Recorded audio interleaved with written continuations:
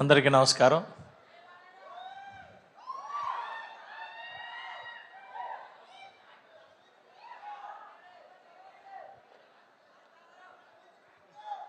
Mega family నుంచి వాస్తవానికి చెప్పాలంటే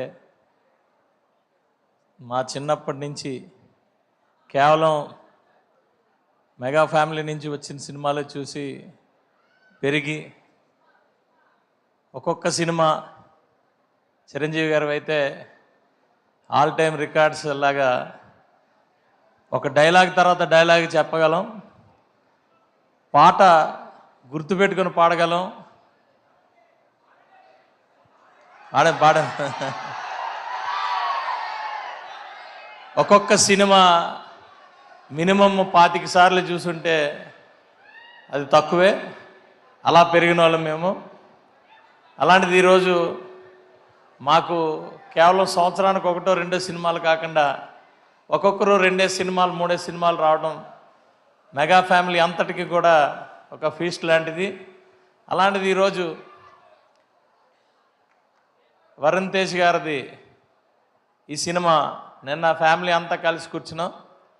ఇందులో హీరోయిన్ లాగే మా ఇంట్లో కూడా ఇద్దరు ఉన్నారు. ఇద్దరు కొరియా ఆటోమేటిక్గా నేర్చుకొని రోజు మాట్లాడుతూనే ఉంటారు.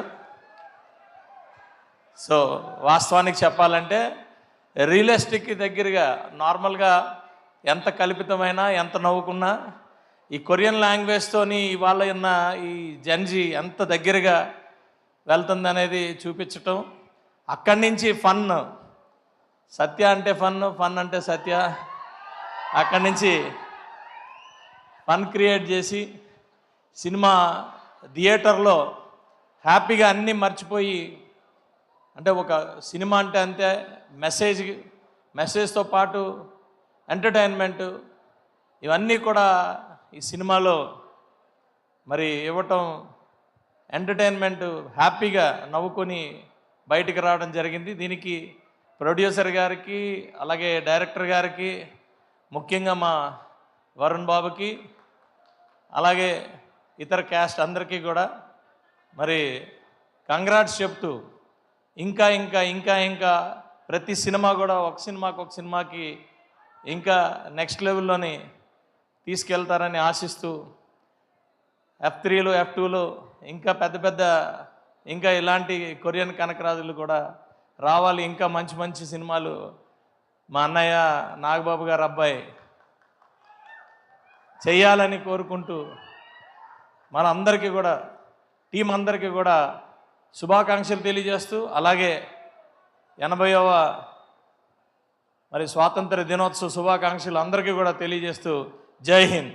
ముఖ్యంగా మా అన్నయ్య దుర్గేష్ గారికి కూడా ధన్యవాదాలు తెలియజేస్తూ thank you very much.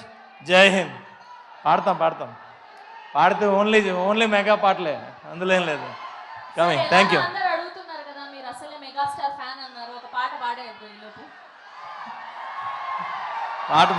Dialogue అన్నా చెప్పండి, పర్లేదు. మెగాస్టార్ గారు డైలాగులు చెప్పాలంటే ఆడియన్స్లో పవన్ కళ్యాణ్ గారు, చంద్రబాబు నాయుడు గారు ఉండాలి. పాట పాడాలంటే కొంతమంది ఉండాలి. Thank you very much.